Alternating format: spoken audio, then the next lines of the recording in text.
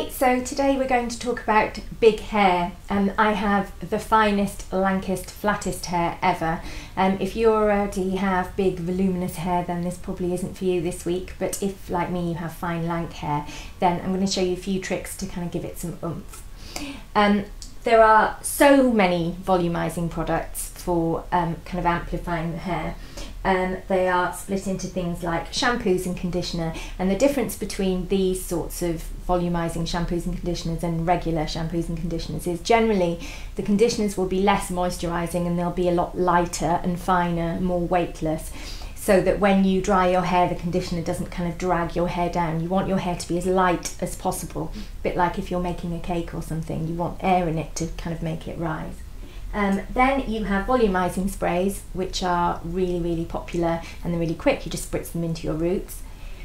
And then there is mousse, and mousse was really popular obviously in the 80s and 90s and is now considered a bit naff, but I still really believe that it's the best thing for giving your hair some volume, and my hairdresser agrees with me actually. And finally you have hairsprays and things for finishing off if that's what you want.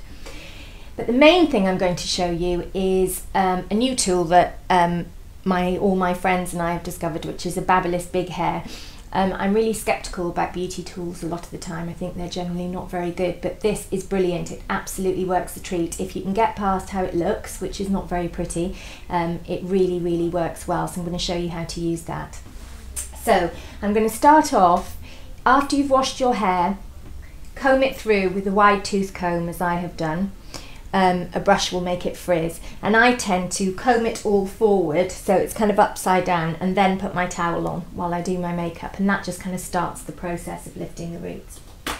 Then you need to choose a product, so I'm going to choose a mousse, and you just want a sort of golf ball size amount. You don't want to put loads in because actually it'll then have a sort of counterproductive effect and weigh the hair down. So if you just rub it through your palms and then through your roots, don't bother with the ends, it will just make them sticky and separate. You just want it through the roots. Comb my fringe back down. And then also I tend to just put a little bit of spray as well. Again, that just goes in the roots. I really like this one at the moment. It's by Living Proof and it's called Root Lifting Spray.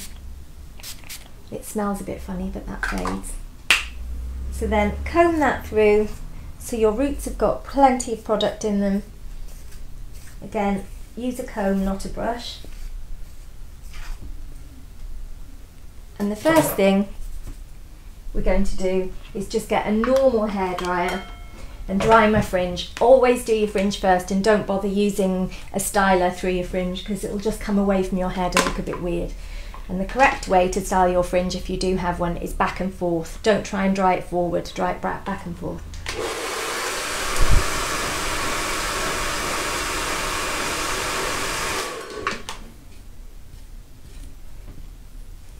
And when you've dried your fringe, which you should always do first, then tip your head forward and brush it forward and just blast the roots for about 30 seconds.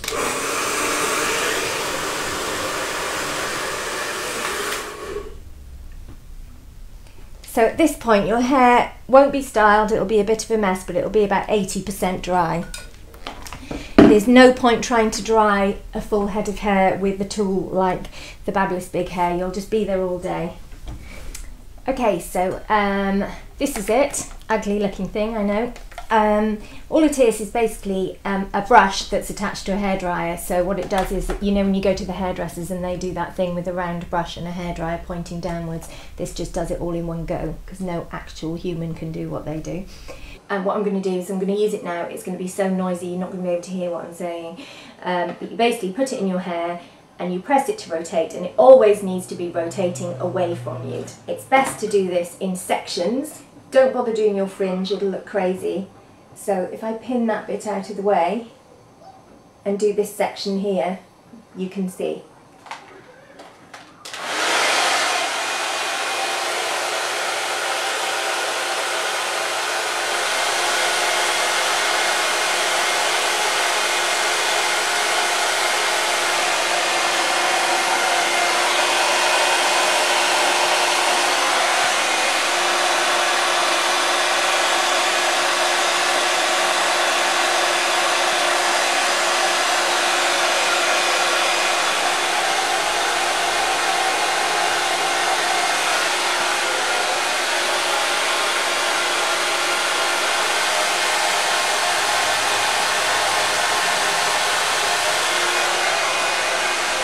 So when you've finished with your styling tool and you've done your whole hair, as I have, just leave it to cool for a few seconds in the roots, because if you start messing with it when it's still warm, you'll just take away everything you've done.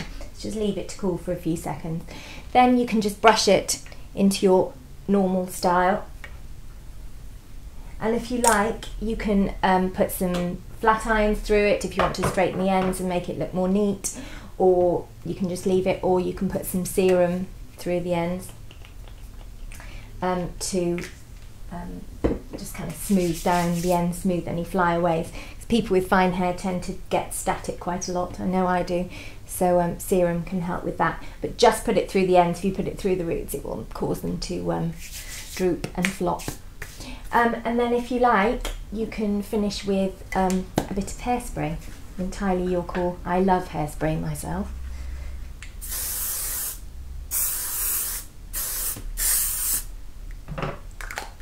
Keep everything in place.